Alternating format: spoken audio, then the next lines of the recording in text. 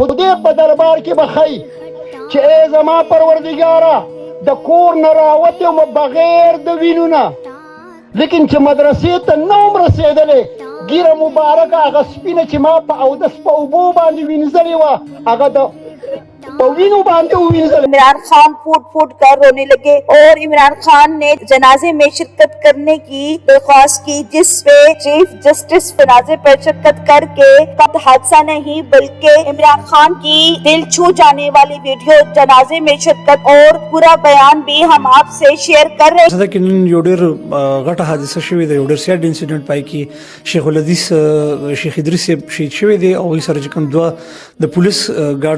हैं। دواړه زخمیان شوي دي.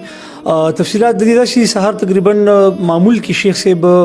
د خپل کور نه راځي خپل مدرسې دارالعلوم نعمانیه ته او بیا غینه پس اکوړی ته هم دي روټین کې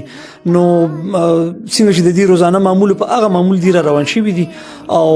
حاضر سات زمونږ د دې ډرایور سره الګ شانتي خبره ترې شوې نو ډرایور مطابق د گاډي باندې د روسو طرف نه فایرینګ شوی دی چې پای کې زموږ د پولیس والا هم زخمی شوی دي او شیخ صاحب شهادت شوی دي چې په دې سپینه ګیره باندې تا د الله څنګه چتاو د خدای عالمه تا د الله نه یریږي چې تا د الله چتاو په سپینه ګیره باندې الله تا د الله نه یریږي چې تا د زرګونو شاګردانو شیخ الحدیث تا د زرګونو شاګردانو استادانو د محدثینو استاد